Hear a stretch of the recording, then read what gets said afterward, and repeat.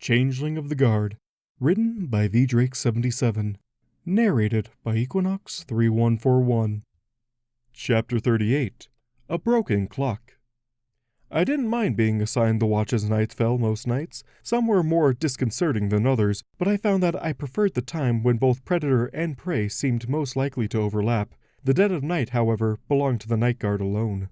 "Hey, Hooves, come here." I sighed, bracing myself. The night guard tended to leave me particularly uncomfortable. I wasn't alone in that feeling, I knew, but most ponies just found the bat-winged thestrals to be unusual. I found them borderline predatory. The few unicorns in the night guard also tended to be a little odd, but who was I to judge? "New filly has a challenge for you. The new moon thinks you sunshiners can't handle it." Sunshiners, soldats, day knights, there were so many casual nicknames bandied up between our groups. Night knights, loonbats, moonshiners were the night guard's variation, but the last led to some confusion and fell out of use years prior. I sighed, looking from one bat pony to the next. "And the challenge?" I queried, glancing from one fanged mouth to another. A smaller bat pony tensed, obviously the new filly mentioned. The new moon in thestral parlance, and would be until she made a true nickname for herself or established her real name worthy of respect to her peers. "They say you can handle anything." "That is the duty of a guard, yes," I agreed cautiously. "You're the go-to day guy," she verified, growing more bold. "As are we all, should the need arise." There was chuckling all around, as few of the other day guards ambled over, interested by the prospect of a new game. The rivalry between the day and night guard tended to be a little extreme, but amongst those who routinely took dusk or dawn watch, it usually amounted to little more than friendly competition, a wager here or there. She yanked something round and spiky out of her saddlebags, and the bat ponies went silent. "I bet you can't." Arguments erupted in their number instantly. A male thestral with a cutie mark of a half-moon quickly held up a hoof for silence. "Challenge withdrawn. Never mind."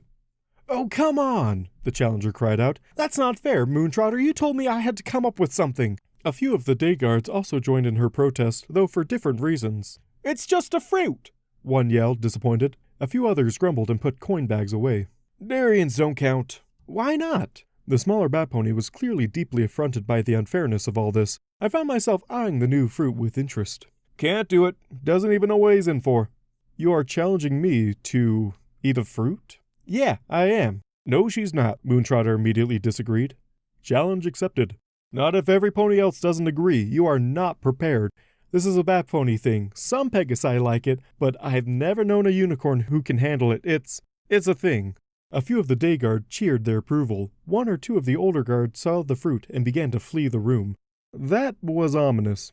Moontrotter hesitated, but rolled his wings and addressed the crowd.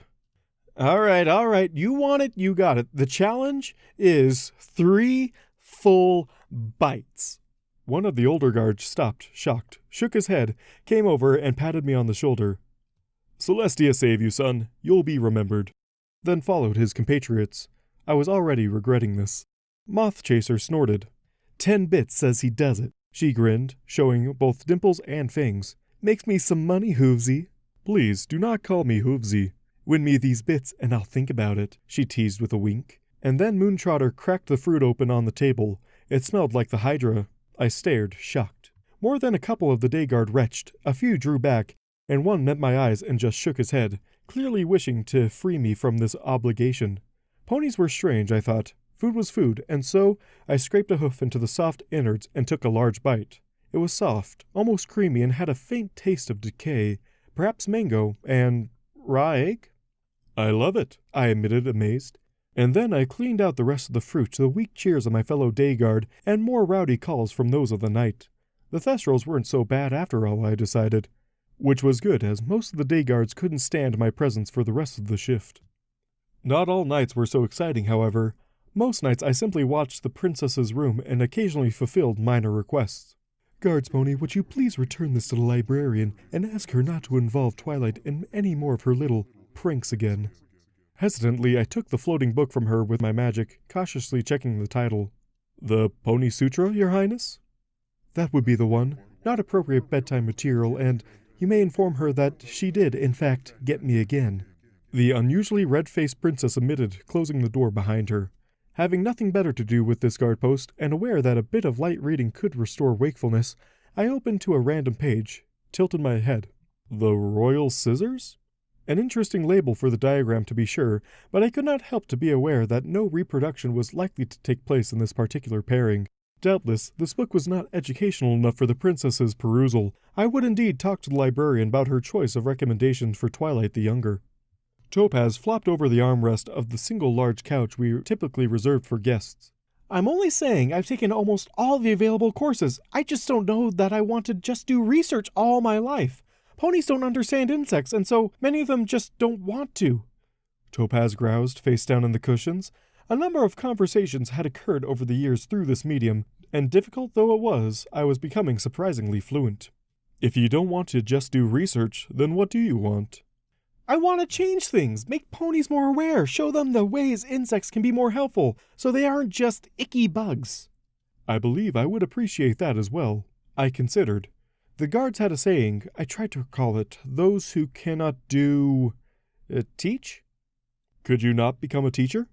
Topaz's head lifted from her cushion. Me? A teacher? I see no reason why you couldn't. Ponies don't know. Why not resolve that? Topaz seemed to be rolling that about in her head. I don't really know that there would be that much of a calling for it, but if we get Honeydew involved to include some beekeeping lectures, it might have potential. Ponies could actually try something other than call a pest pony when there's trouble. Yeah, that's not a bad idea. I have many good ideas. Uh-huh. What's with the spiky thing in the cupboard? Oh, you have to try some. Moth Chaser assured me that these were at peak freshness, and I could hardly wait to share in this bounty. Topaz was some Pegasus after all. How dare you? Roared the white stallion in a fury. Call me! He floundered, and I had to wonder if he'd already forgotten. Patoots, sir. I did not mean to claim that you were one, only that I had been informed of your status as such, claimed by another. Clearly he knew what the term meant. It had bothered me for years, and I simply had to ask. What concerned me was that none of the emotions I felt from this pony seemed genuine. I should have you hauled up on charges regardless, he blustered. In fact, he seemed... amused? I do not think you will, Prince Blueblood. I disagreed with a small bow. In fact, in all the time I have served you, you never have. You never follow through on your more outrageous claims unless they are sure to be crushed in open court. He fumed for a few more minutes, eyeing me up and down, then smirked when I didn't respond. I don't believe it. One of you actually does pay attention. And, to play it up, you know damned well I can't go to court and claim one of the guards called me a patoot. Schoolyard insult. Damn well played, if a little roughly. Sir? Soldier, I'm going to give you a few brief tips on the fine arts of political misdirection and shaming. A knot pony sat on the steps of the royal palace. The problem was not that the individual wasn't a pony, but that the sheer amount of misery he was expounding was enough that I had no doubt even most of the ponies could feel it. Bits for your thought, friend? Keep the change, the donkey grumbled. It's not worth it for the run-down jack like me. I give up. I've gone from one end of Equestria to the other and back here again, and I just can't. I give up. This sounds like a story. A grunt in response. I have time, I confessed. As I've said, emotional well-being should be considered. And so I got his story, a gala years before, a Jenny, a dream, loss, and the decision to follow her, find her, tell her everything, and throughout all of it, under the misery I could feel the fading embers of love, sweet and bitter in a way I was not familiar with, but could hardly stand to see destroyed. I pondered, trying gingerly to push my own emotional stores into this donkey.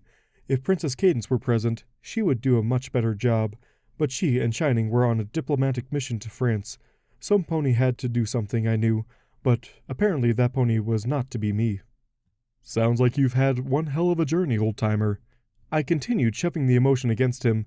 It could be done for my own kind. Surely, somehow, it could be done for ponies. We drew from them, after all. Journey's over. I'm tired. He sighed, and those embers faded just a little more under the weight of sorrow. Tired? I scoffed. If you can walk, you can travel. But if she isn't worth it... Not worth it? Anger pushed at the cloud, almost enough to stoke the embers, and then merged with my offered emotion. She's worth it if it takes me another 10 years. 20! Suddenly faced by a roaring bonfire of emotion, I realized that directing it away from the anger I'd stoked and back towards the love might save me another purple eye, if not worse. Then for the sake of love, cranky donkey, you go out there and you chase that ass. I pointed to the horizon and his eyes snapped to it. Yeah, I will. The jack surged to his hooves, hesitating only a moment. You know, that's kind of our word and... Oh, never mind. Matilda, I'm coming! I let out a sigh of relief. That could have turned out poorly. I turned, schooling myself, and met the staring faces of my fellow guards. What? I stood before Her Royal Highness, unsure of what I had done wrong, but ashamed that I would waste her time so nonetheless. Perhaps I had been too informal with Princess Cadence too often in her presence. If so, I would accept the punishment. There was no other way to obey conflicting orders. If anything, it was relief to finally have this addressed. Private Idol Hooves. May I just call you Idol? And we were already dispensing with the formalities. I wailed internally, but nodded as was proper and polite to allow the princess to do. Of course, Your Highness. How long have you served with the Royal Guard? 9 years, 227 days, 4 hours, and in all that time, how many days have you taken off? I blinked, considered. 2 to 3 days per week, as scheduled, but then I felt a moment of dread. I fear I do not know, Your Highness. I obey the schedule as it is given. If I have not been serving satisfactory... It's honestly very surprising that you can't answer, given that in all your time you served me, you've never taken a single personal day, outside of one incident with a Hydra where you tried to use your days off to recover from a venom burn. Oh, those. I bowed low. My apologies, Your Highness. I misunderstood. I stood straight, feeling a bit of pride, though it was soured that I had been instead given medical leave. That is correct. I have never used a personal day.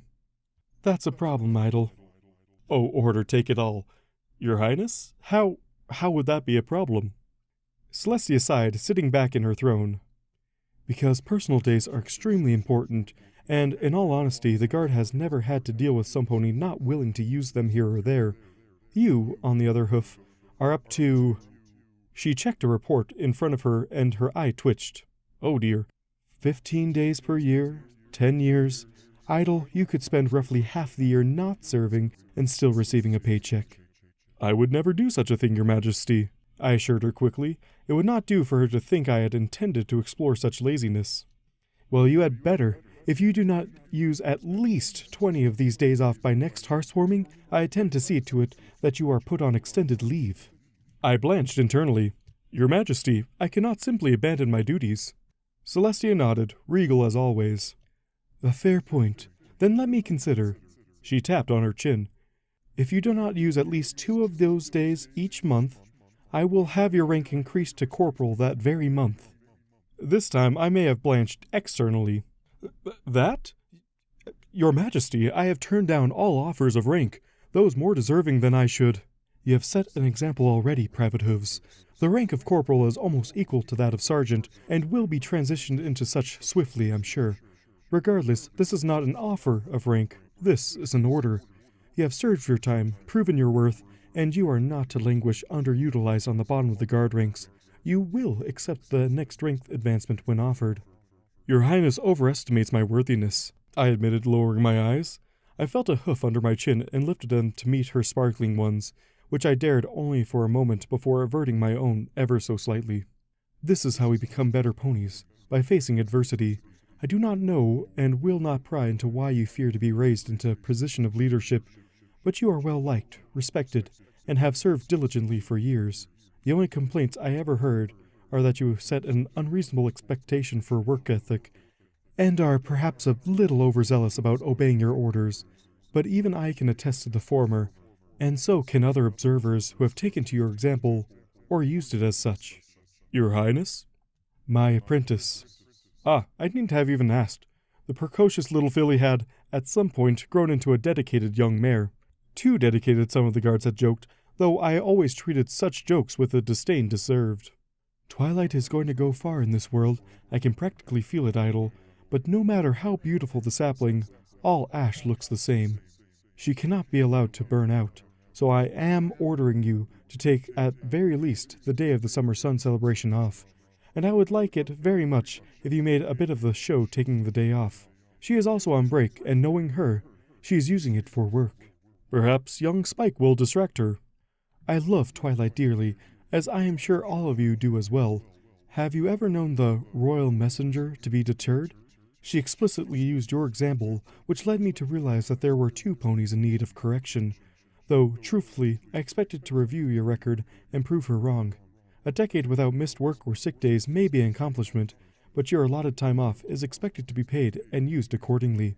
You are throwing off future budgets if you do not use your days in a timely fashion, came the gentle admonishment. Betrayal by well-meaning praise. Only a pony could accomplish such a task, and once again, finance managed to befuddle me.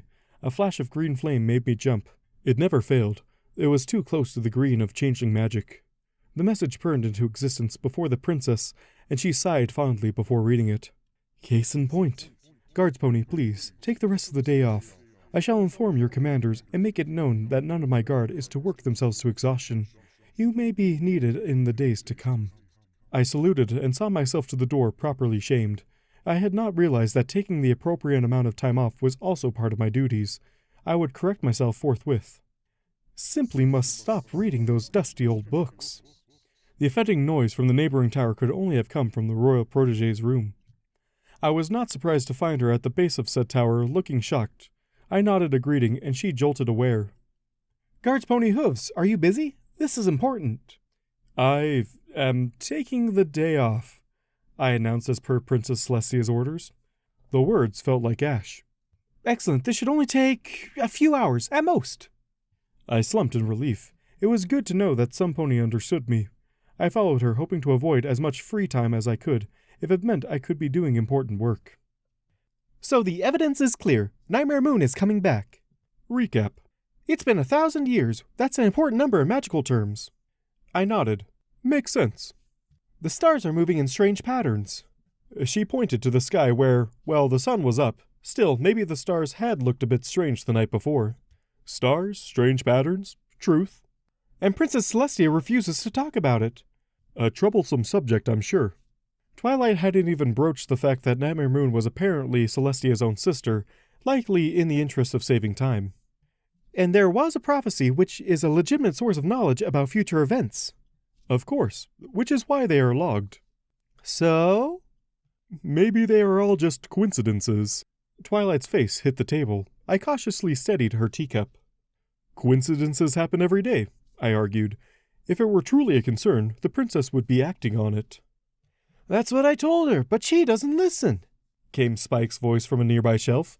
The not exactly baby dragon was rearranging several tomes from the protege's personal library. I considered briefly that Twilight herself might expect too much from the young dragon. It was not the duty of the youngest to labor. Perhaps this was why the princess had been so insistent that I be seen relaxing. Not only was I setting a bad example for my fellow guard, I set unrealistic expectations for servants with those who would emulate the princess. I made a note to force myself to relax very hard indeed, and slumped in my chair just slightly. A fine start, though it felt awkward. Twilight, allow me to reassure you. The princess has insisted that I take the day of the summer sun celebration off. If that does not tell you of her confidence, I imagine nothing will. Twilight groaned. Being fluent in pony faceplant, I had to admit that her heart was in the right place. If one needed to disobey a new set of orders to obey those to protect one's charges, such a thing simply had to be done and punishment accepted. It was accepted fact ponies were flawed, and so could their orders be, and that is why there is law. Yes, I am certain she would not send you to Ponyville without just cause. If she wants you to oversee the preparations, it must be important. Another grunt, but this one was just a grunt. I'm sure it will be fine. Beyond that, what would you do if Nightmare Moon were to return? Twilight looked up to me and gaped. Me? I don't know. Then you are not prepared regardless. I stood, stretching. Enjoy the rest of your break, young Twilight, lest they become mandatory. I rubbed my chin, staring at the moon in consternation. It should be day, I was almost certain of it. Topaz's clock might be wrong, I suppose. Still, I had promised to take the day off. It was still night. Therefore, it was completely justified that I put on my armor and report to work, I decided. The frightened crowd was a bother, but hardly worthy of that much trouble. Cries for the sun to raise, demands for the princess to explain herself, fear because the mare and the moon was gone. Well, Twilight might have been onto something. She was a very smart mare, so I was hardly surprised. Everyone, please calm down. The princess surely has a reason for the sun not to raise. I am sure everything is fine. What? Is she taking the day off? Someone from the crowd roared, clearly upset. I blinked, weighing the possibility. The princess never had been a hypocrite. She may very well be. When was the last time any of you knew her to take a personal day? The crowd stopped. A few muttered. Sun's risen every day for 1,000 years without fail. That is correct. 1,000 years without a single day off. I believe we can all agree not to mention it if the princess decides to sleep in just one time in all that. A few of the ponies looked embarrassed. One actually had the wherewithal to look properly shamed. Another chose a different emotion, and I met his eyes directly. But what about my flowers? They're dead because she isn't raising the sun on time. Sir, if I come to your home and your flowers are not withered husks, I shall haul you before Her Majesty to defend your slander. They're not quite dead, he admitted, trying to blend back into the crowd. I sighed. If there were some pony in Equestria having a more vexing not day than I was, I thought, I should very much like to meet them.